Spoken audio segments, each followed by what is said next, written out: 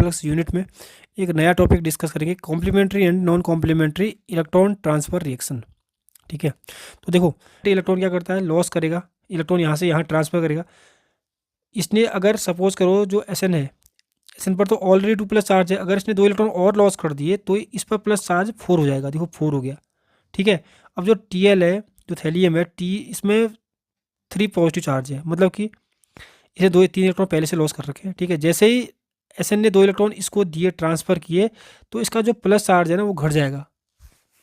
मतलब कि जो रिडक्टेंट इलेक्ट्रॉन लॉस करेगा उतने ही ऑक्सीडेंट गेन नहीं करने वाला है यहाँ पर।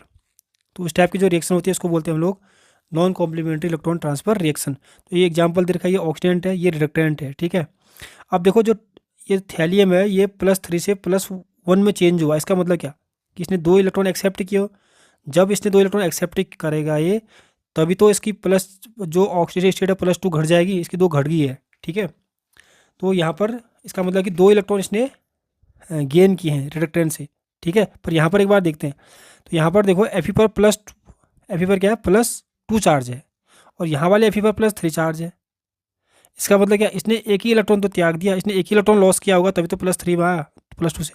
पर इसने गेन कितने किए, इसने गेन यहाँ से यहाँ जाने में 2 इलेक्ट्रॉन गेन किए, पर इसने लॉस तो एक ही किया। ठीक है, तो इस टाइप की रिएक्शन क्या होती है, non complementary electron transfer reaction. ठीक है, ये जो रिएक्शन है वो मल्टी स्टेप में होती है। पहले स्टेप में क्या होगा कि जो Fe+2 कॉम्प्लेक्स, जो Fe+2 है, ठीक है, वो क्या करेगा, यहाँ से एक इलेक्ट्रॉन लॉस कर देगा। एक इलेक्ट्रॉन किसको दे देगा, थैलियम को दे देगा ये। ठीक है, तो ये अब +2 हो जाएगा, ये +3 हो जाएगा।